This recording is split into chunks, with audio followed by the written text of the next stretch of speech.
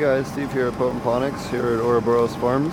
Well, you guys would like to see some garlic growing. They got this huge elephant garlic growing in this wicking bed here. The wicking bed is the water goes down here, and the pipe goes down and across the bottom here of the grow bed, so that the water can go inside the grow bed. It's filled with the lava rock on the bottom, maybe 3 inches or so.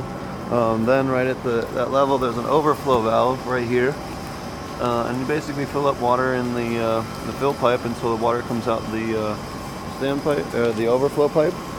And then at that level there's a piece of shade cloth.